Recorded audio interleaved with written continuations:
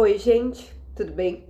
Hoje eu vou falar sobre uma proposta de amor que eu peguei no Kindle Unlimited porque eu consegui pegar uma promoção, então a gente vai ter vários livros do Kindle Unlimited nos próximos vídeos. E assim, eu preciso dizer que o começo do romance do August Hale e da Tessa Carter, ele é um pouquinho diferente do esperado. Porque ele é um jogador de hóquei que acabou de assumir como capitão dos Phantoms, que sempre foi o time dos sonhos dele. Só que ele odeia a mídia, perguntas particulares, qualquer coisa relacionada à exposição da própria vida dele, enquanto a Tessa é uma influenciadora e jornalista esportiva, extremamente ativa socialmente, e, apesar de tudo isso, é uma profissional excelente e impecável. E ele repara da presença dela, tipo, na primeira noite, quando ele é anunciado oficialmente como capitão dos Phantoms. E só que ela tá namorando o Blake, que é um jogador mediano, bem mediano, de um time de futebol americano, que também é do chefe dele, né? Tanto o time de hóquei como o time de futebol. Só que meses depois, o Gus vem enfrentando, tipo, algumas cobranças, já que o Richard, que é o dono do time, ele não cobra apenas profissionalismo, como também uma vida pessoal impecável, com família, com namorada, com coisas assim, caridade, enfim. E mesmo o Gus sendo um jogador incrível, a falta de vida pessoal dele parece ser um problema, e tudo isso se mistura com a Tessa, porque ela decide ir até um jogo de hóquei para conseguir uma entrevista com ele de qualquer jeito. Só que ela acaba sendo abordada pelo Blake, que agora é ex, justamente por ela ter percebido quanto ele era babaca, e ele está se mostrando até mesmo um pouco agressivo. E isso faz o Gus, tipo, surtar, sair do gelo pra defender ela e dizer do nada na frente de todo mundo que eles estão namorando. E depois disso, ele convence ela pra um namoro de mentira, só que ela quer uma entrevista com ele no final disso. E eles fazem toda uma lista de regras, como todo bom fake dating. Eles vão em um encontro e quando ele começa a viajar nos próximos jogos, eles ficam trocando mensagens, fazendo chamadas de vídeo diariamente. E como vocês já devem estar imaginando, esse homem está completamente rendido, ele só não sabe disso ainda, mas a gente já sabe. E no dia em que ele volta, ele chama ela para assistir um treino do time e estão acontecendo algumas gravações que o chefe, o Richard, pede para ela participar também. E nós temos, inclusive, assim, um primeiro beijo que, gente, me deixou desnorteada durante a leitura. Imagina eles, né? E depois disso, os flirts oficiais começam, os dois passam a agir ainda mais como namorados, mesmo que, tipo assim, sempre tocando no assunto do acordo, sabe? Eles vão fazer um ensaio fotográfico de roupa de banho juntos, e o Gus faz todo mundo abandonar tudo e parar tudo quando ele vê que eles pediram umas fotos específicas só da Tessa, mostrando mais do que o necessário. E ele ainda faz o time demitir a empresa que era fornecedora dos uniformes deles há anos. E assim, ela leva os colegas de time dele pra comemorar a vitória na casa dele, só que sempre cuidando para que eles respeitem o espaço dele, que o Gus fique, tipo, o mínimo de desconfortável possível, já que é uma coisa que incomoda bastante ele.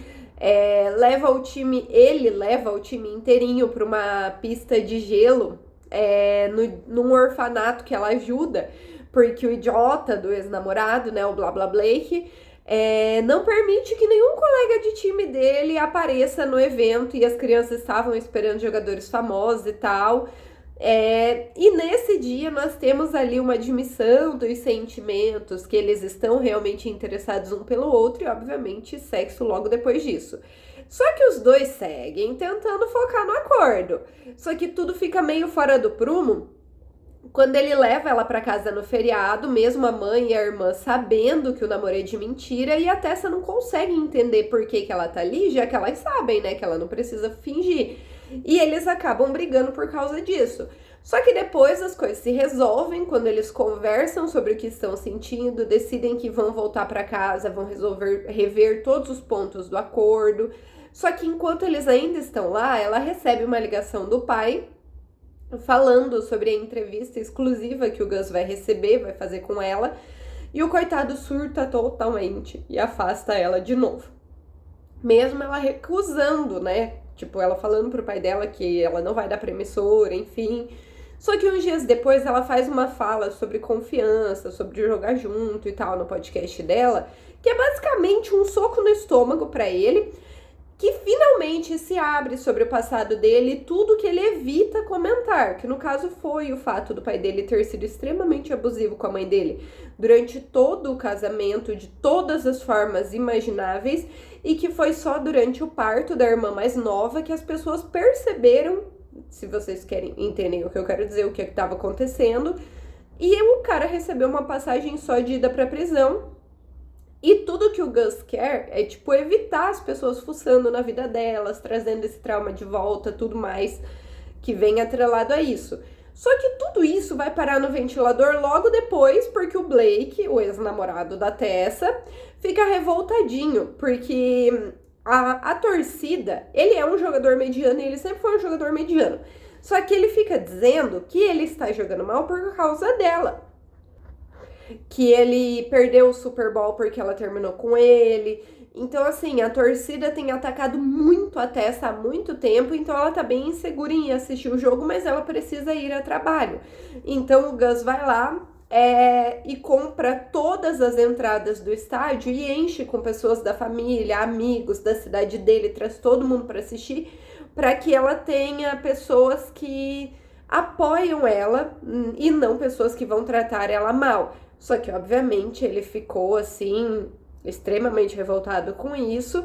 Então, no meio de uma entrevista em rede nacional, ele joga todo o passado do Gus pra todo mundo, insinuando que ele esconde tudo isso porque ele é igual ao pai, etc. E com isso, o Gus, novamente, foge da Tessa, só que leva uma bela de uma chamada da mãe dele em casa, dizendo que, tipo assim, todo mundo já sabe disso, que ela não se interessa com os desconhecidos, porque a cidade inteira sabe, todas as pessoas que ela conhece sabem, que ela nunca vai se esquecer dessas memórias e que ele não pode ficar usando ela como desculpa para afastar qualquer um que se importe da vida dele.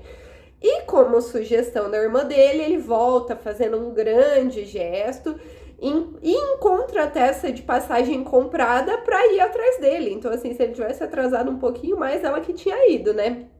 Não só eles conversam e se resolvem, como também ele dá a entrevista pra ela, para que eles possam contar a história com uma jornalista de confiança, né? Contar o que realmente aconteceu e tudo mais. E sabemos também que o Blake finalmente foi demitido e vendido para um time de 5ª categoria.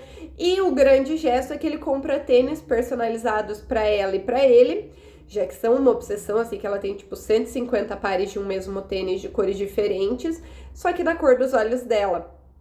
E no epílogo, ele ganha a Stanley Cup, que eu acho que é alguma competição importante de hóquei. Eu só gosto de ler livros de jogadores de hóquei, eu não conheço o esporte. Com o time dele, ele ainda pede ela em casamento no final do jogo.